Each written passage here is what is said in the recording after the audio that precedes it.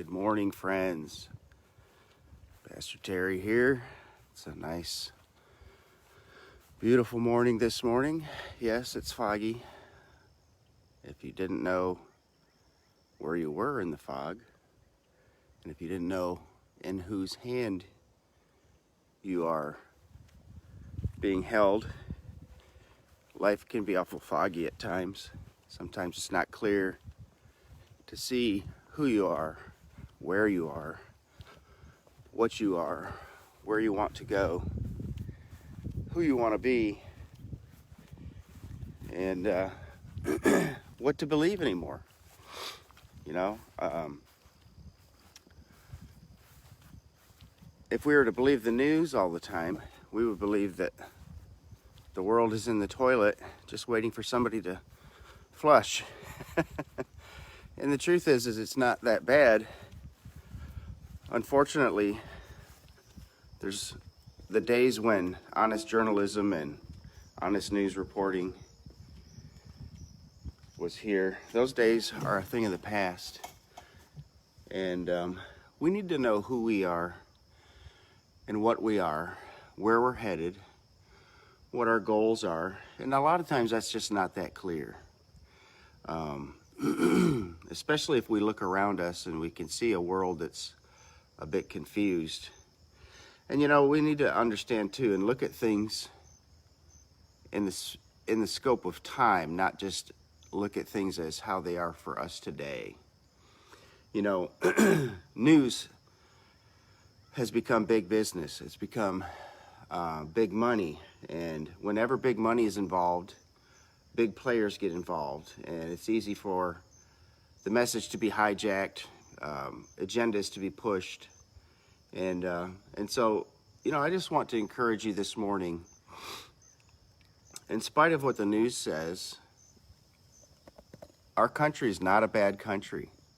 There's never been another country on the globe like it. And, you know, do we have troubles? Have we made mistakes?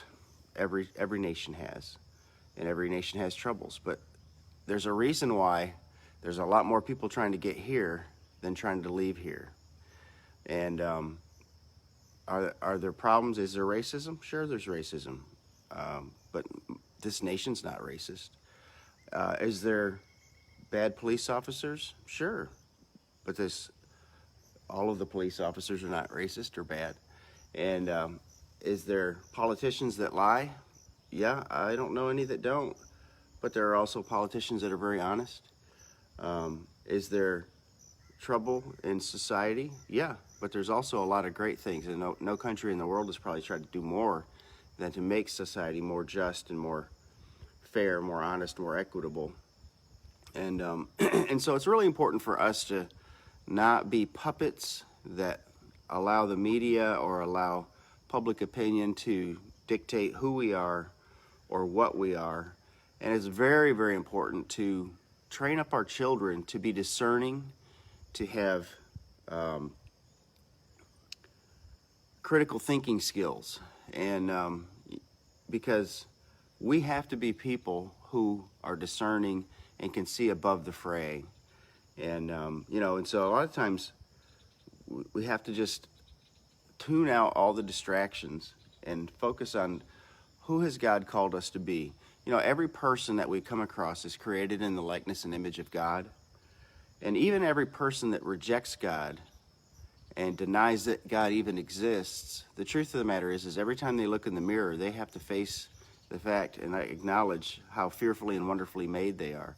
No one's life is perfect, and no one's been handed a perfect circumstances. But we have the choice in who we are and what we are. And you know, I'm reminded of the story of the Apostle Paul in the book of Acts. You know, he starts out as a person who is wreaking havoc on the church. He literally had letters of authority to arrest Christians in the new budding Christian church in the first century. He had been given authority by the chief priests to arrest people as heretics and who were in this newfound religion or this newfound faith they called it the Way. The early church was called the Way.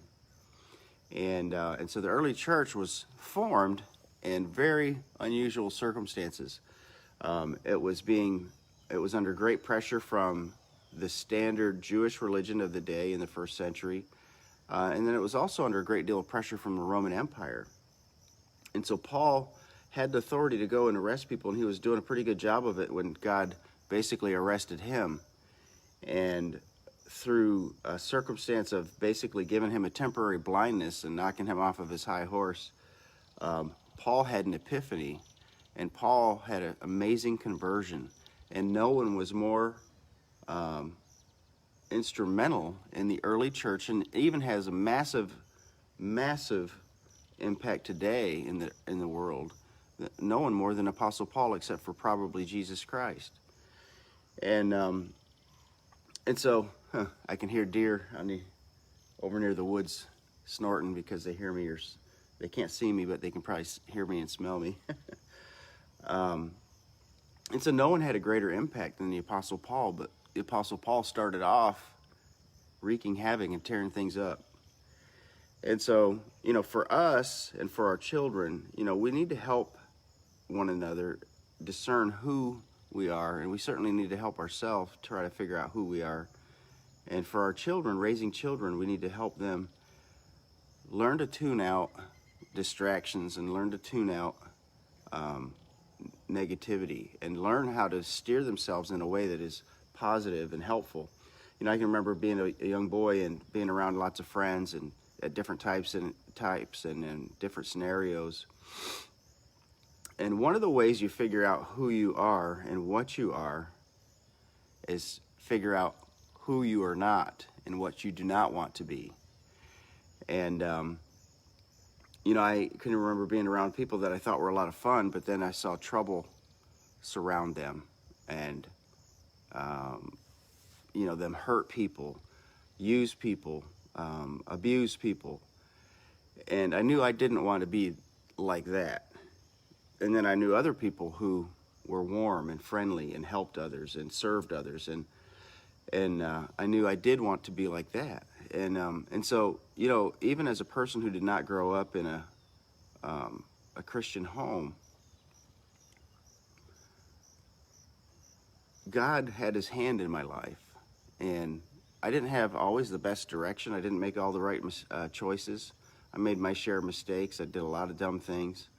I look back at my life and I think, wow, there's times I could have gotten killed. I can remember driving high speeds, racing people, doing silly stuff that boys do. Yeah, and somehow in that, God reached into my life and got a hold of my heart and helped steer me to the right people to bring me to where I am today. And my life isn't perfect today. I don't know of anybody whose life is perfect, but I can't think of anybody who's more fortunate. And so, in so many ways, I think of the way I started and how I ended up here to where I am today. And there was a lot of choices that had to be made along the way. There was a lot of hard choices that had to be made along the way. There was a lot of lessons learned in the school of hard knocks. But I think of my family, I think of my home, I think of my friends today, my church, my brothers and sisters in Christ, my classmates, the coworkers I've had. I think, God, I have nothing but great gratitude for where I started and where I am today. And, part of the journey of knowing who we are is to know who we're not. And part of the journey of knowing what we are is to know what we do not want to be. And I made a choice a long time ago. One of the things that I am and want to be is grateful and thankful. And one of the things that I do not want to be is ungrateful. A thankful person is an attractive person with an attractive character. A grateful person is a person with an attractive character. And there's nothing more unattractive than somebody who always plays the victim card, who always is the woe is me guy, who always thinks they have just the bad luck. Um, you know, the truth is we make the luck that we have many times. I'm not denying the fact that there is a form of luck and, you know, fortune or whatever. But I think even in that, God's hand is so, He is orchestrating things. When we truly commit our life to Him and turn our lives over to Him, there are so many things that He's orchestrating behind the scenes that we don't even know. I look back at my life and look back at the mistakes and the journey. You know, a river doesn't go in a straight line. Anything organic and natural doesn't just go in a straight line. A river, it weaves and goes and back and forth, and a lot of times our journey in life is like that. It's never, you know, it's never just a straight line. It's a back and a forth. It's a up and a down, up in the mountaintop and down in the valleys, and around the rough spots and through some rough spots, and but yet today here I am, with nothing but gratitude, nothing but thanksgiving for where God has brought me, even through the tough times and difficulties. Um, you know, the school of hard knocks can put some lumps on your head, but there's also some lessons that you learn there that you won't forget. And you share those lessons with your children, share those lessons with your friends. Don't let those lessons go to waste. Don't let them fall to the ground. Use those lessons as a way to, instead of a stone to crush you, use it as a stone to step up on. You know, one of the things that I've really tried to do with my children and my friends and as a pastor is don't hide from the mistakes that you've made in your life. You know, be quick to apologize and be quick to forgive. Be quick to share your heart and love with somebody. Will you get it hurt occasionally? Yeah, but also there's so many chances and so many times that the reward will be on the other side. And I don't ever want to come to the end of my life thinking, wow, I wish I'd have told my kids I loved them more. I wish I'd have told my wife, expressed how much I love her and how appreciative I am. I don't ever want to come to the end of my life and not let my family and make sure my friends and my relatives know what they mean to me.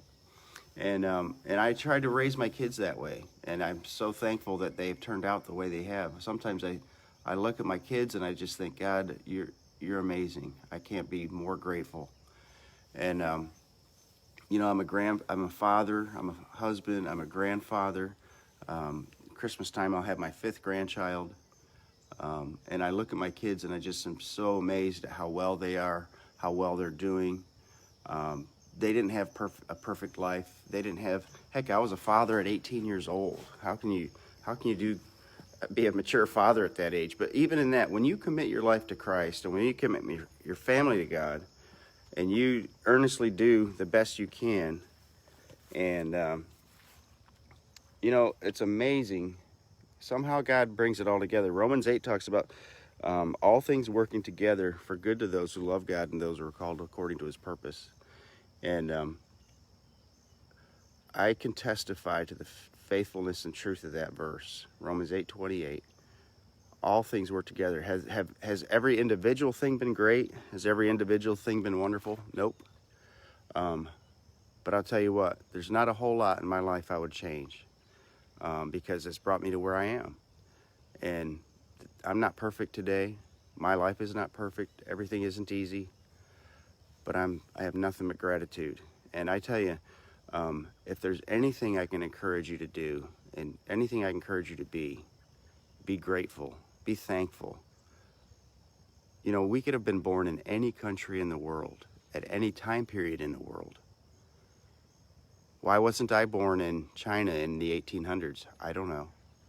Why wasn't I born in the medieval periods when the plague was here? I don't know. But I'm born here today. I am alive here today in America. And, you know, there's a lot of people that have it worse than I do. And there's a lot of people that have it worse than you do.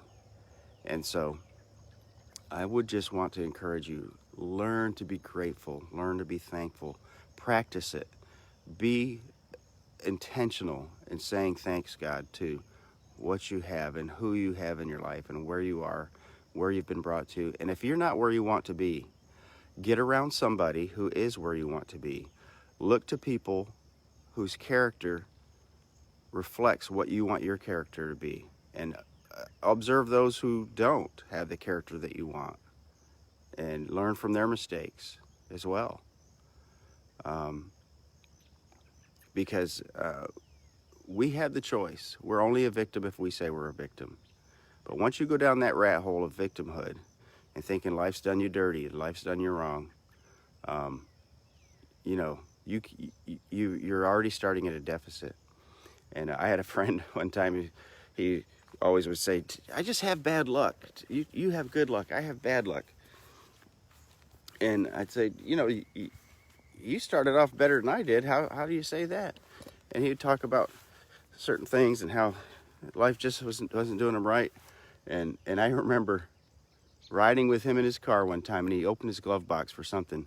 And I kid you not, there must have been 50 parking tickets that fell out of his glove box in his car. And he had had his license suspended at different times and different things. And I like, that told me a whole lot right there.